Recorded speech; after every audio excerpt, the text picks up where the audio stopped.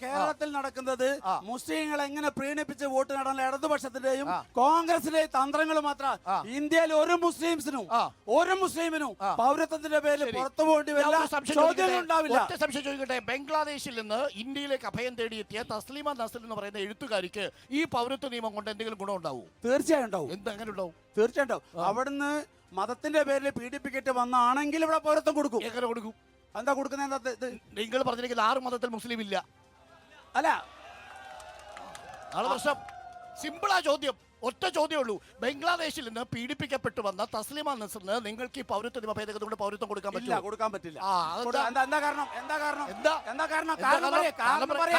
പൗരത്വ ഭേദഗതി നിയമപ്രകാരം ബംഗ്ലാദേശിൽ നിന്നും അഫ്ഗാനിസ്ഥാനിൽ നിന്നും പാകിസ്ഥാനിൽ നിന്നും പീഡിപ്പിക്കപ്പെടുന്ന ന്യൂനപക്ഷ വിഭാഗങ്ങൾക്ക് കൊടുക്കൂ. അവര് ന്യൂനപക്ഷ വിഭാഗമല്ല. മതപീഡനമല്ല വിഷയം. അല്ല, മതപീഡനം ന്യൂനപക്ഷ വിഭാഗമാണ് വിഷയം. എന്റെ ചോദ്യം സ്ട്രെയിറ്റ് ആണ്. ബംഗ്ലാദേശിൽ നിന്ന് മതപീഡനം കൊണ്ട് തസ്ലീമ നസ്രിൻ നമ്മൾ അഭയം കൊടുത്ത് എന്തുകൊണ്ടാണ്? അവർ മതപീഡനം പൗരത്വം കൊടുക്കൂ? പൗരത്വം കൊടുക്കില്ല. നമ്മളെ ഈ പൗരത്വ ബില്ല് വരെ അവർ കൊടുക്കില്ല. കാരണം അത് കൃത്യമായ ഒരു ചട്ടക്കൂട്ടിനുള്ള പീഡിപ്പിക്കപ്പെടുന്ന ന്യൂനപക്ഷത്തിന് ആ ന്യൂനപക്ഷം ആരാ? അവിടുത്തെ ന്യൂനപക്ഷം പാകിസ്ഥാൻ ന്യൂനപക്ഷം ആരാ? പീഡിപ്പിക്കപ്പെടുന്ന അവിശ്വാസികളോ? ഏതാ വിശ്വാസികൾ? ഈ തസ്ലീമ നസ്രിനെ പോലെ എങ്ങനെ അവർക്ക് കൊടുക്കാൻ പറ്റില്ല?